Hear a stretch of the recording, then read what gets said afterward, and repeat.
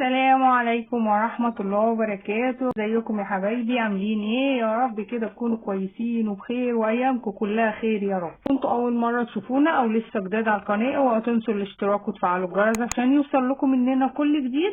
ولو عجبكم الفيديو اوعوا تنسوا اللايك للفيديو. دلوقتي هنسمي الله ونصلي على رسول الله ونقول ايه هي الخامات بتاعتنا. النهارده احنا هنحتاج الزراديات بتاعتنا مكيرف والمبسطه والمقص، عشان احنا النهارده هنشتغل على واير، وهحتاج القصافه بتاعتي وهحتاج المسطره، هحتاج سلسله تطويل بس انا مطولاها شويه لان الموديل السلسله بتاعتي دي انا عاملاها 40 سم، فلو حد حابب يطولها شويه فانا مخليها سلسله التطويل حوالي 8 سم. هحتاج 6 من الهيماتايت اللي هو الشكل دوت اللي واخد شكل القلوب ده. هحتاج ستوبر اللي هي الحبات الصغننه دي كده اسمها ستوبر، وهحتاج زرد مقاس 6 وكفر ستوبر وقفل.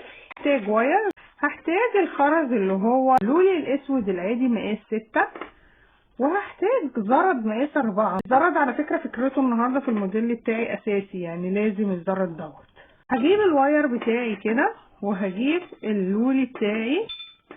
انا هعمل طول السلسله بتاعتي النهارده او العقد بتاعي هنعمله 40 سم. انا مش هعمله طويل، حلاوته في انه قصير، يعني هو مش عايز يبقى طويل الصراحه الموديل ده. هندخل زي ما اتفقنا احنا طول الشغل بتاعنا 40 سم، فالمفروض انا هعمل ايه؟ هوريكم دلوقتي احنا هنعمل ايه.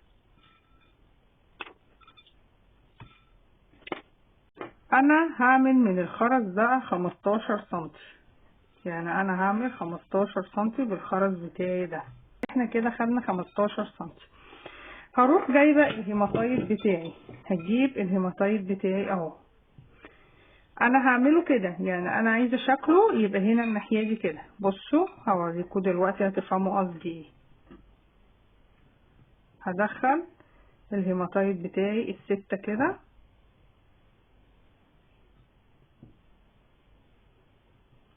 كله في اتجاه واحد. هفهمكم بقى ازاي انا قصدي كله في اتجاه واحد وكده اهو. هيبقى بالمنظر بتاعنا ده كده، يعني الرسمه بتاعت القلب من فوق كده، واللي هي الرسمه الرفيعه تحت، فيبقى فوق بعض بالمنظر ده كده. الطول دلوقتي بقى معايا لسه ما بقاش 20 سم، انا هكمل خرز لحد ما يبقى 20 سم. هكمل خرز لحد ما يبقى كام؟ 20 سم. خلاص بقى بالمنظر بتاعنا ده كده اهو. خلاص هعمل ايه بقى؟ بصوا الحته دي، بصوا ده الشغل اللي جاي.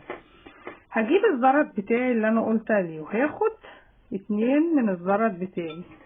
هو الزرد مقفول اهو، خدت 2. بعد كده هاخد خرزة تاني وهاخد زردتين،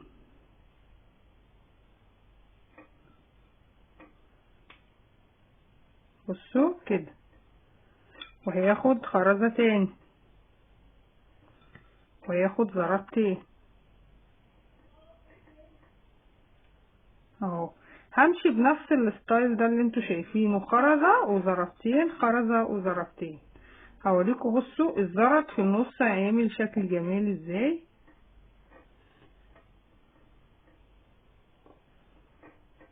بصوا اهو، بصوا الزرد عامل شكل في النص، عامل منظر ازاي، شكله حلو قوي زي ما انتم شايفين كده. طبعا لما هيخلص الموديل بتاعنا يبقى شكله حلو جدا.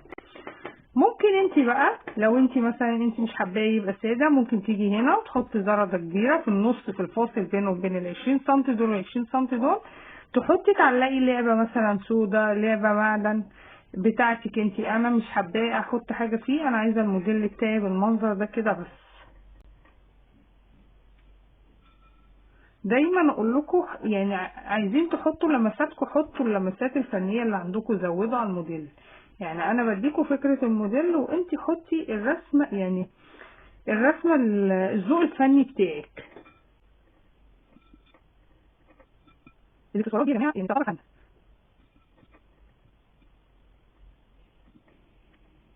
كده كده حبايبي. بصوا زي ما انتم شايفين الشكل الزرد عامل شكل جميل جدا فيه في النص اهو، طبعا في الحقيقه واضح اكتر. هجيب بقى الواير بتاعي كده وهجيب الكفر بتاعي وهدخله كده اهو في الواير بتاعي. هدخل الكفر وبعد كده هدخل الستوبر اهو، وهروح تانية وراجع كده بيه في الستوبر زي ما بعمل عادي زي ما انتوا عارفين. انا ليه عاملاه مش عملتوش بس كده وتنيته كده؟ عشان ادي كأنه شغل مجوز معايا، وفي نفس الوقت لان الخرز ده هيبقى تقيل شوية عليه. وهضغط على الستوبر بتاعي كده اهو، وهرفع الكفر بتاعي كده اهو، هعدي الاتنين واير فيه كده اهو، وهروح قافلة الستوبر بتاعي، قافلة الكفر بتاعي كده اهو. خلاص، اجي هنا بقى الزيادة اللي تحت دي كده اهو، هقصها اللي طالعة دي كده، وهنزل بالشغل بتاعي عادي كده اهو. خلاص، الموديل بتاعي النهاردة في منتهى الرقة وفي منتهى الشياكة. زي ما قلت لكم، لو انتوا حابين تيجوا هنا في الجزء اللي في النص تحطوا لعبة، حطوا لعبة معدن صغيرة، او لعبة مثلا قلب اسود كده، او اي شكل اسود، او ممكن تعملوا اي حاجة معدن زي ما قلت لكم، اي حاجة. هنسيب 4 سنتي كده او 5 سنتي في الواير عشان اعرف اشتغل عليه، يعني عشان اعرف اقفل الشغل بتاعي. هجيب الكفر بتاعي كده وهدخله فيه، وهجيب الستوبر هدخله بردك فيه كده اهو، وهروح راجعه بالواير بتاعنا كده اهو. يعني انا دخلت الستوبر ودخلت الكفر، هرجع كده في الستوبر والكفر بتاعي كده تاني. زي ما انتم شايفين انا سبت مسافه عشان اعرف اعمل الحركه دي.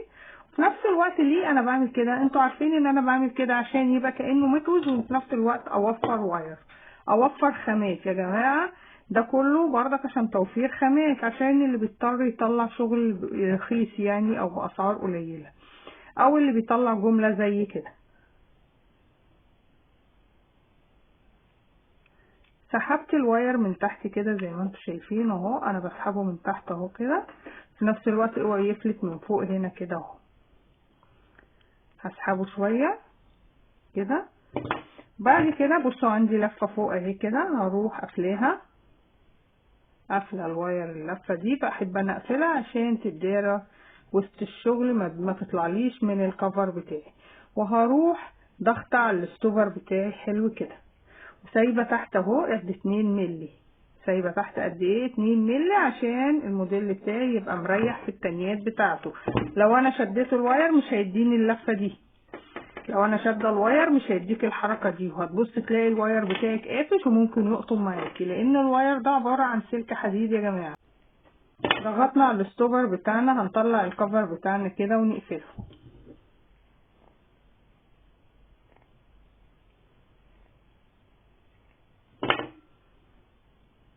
طبعا الزيادة اللي انا سحبتها من تحت دي كده انا مش محتاجاها خلاص، بقصها.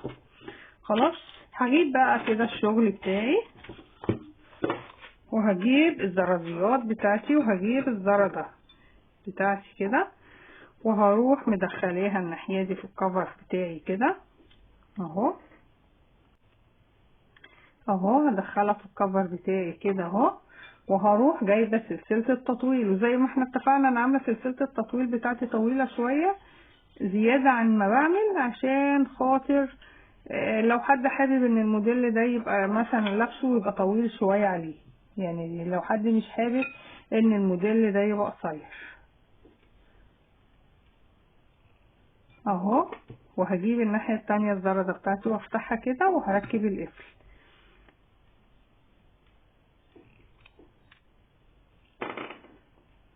شكله رقيق جدا. انت مثلا حابه تعملي له دور تاني بسلسله، ممكن تعملي له دور تاني بسلسله، يعني انت ممكن تغيري، يعني ممكن ده يتعمل جزء في كوليه 3 ادوار، يعني انت ممكن ده يتعمل جزء في كوليه 3 ادوار، وده يبقى الدور القصير مثلا، ويبقى فيه دور بعديه سلسله، ودور تاني مثلا بلعبه معدن. دي بتاعتي. بس انا زي ما قلت لكم دي كده، انا بالنسبه لي انا عايزاه كده دور واحد. بصوا شكله حلو قوي، الهيماتايد عامل شجري جمالي فيه بجد والله. زي ما دايما اقولها، الكاميرا فعلا بتضيع شكل الحاجه وبتضيع حقها فعلا. في الحقيقه شكله شيك جدا، وفي اللبس هيبقى شكله اشيك بكتير. يا ريت الفكره النهارده تكون عجبتكم، والموديل بتاعنا يكون عجبكم، ويكون شرحنا واضح ومبسط. ودلوقتي اقول لكم السلام عليكم ورحمه الله وبركاته.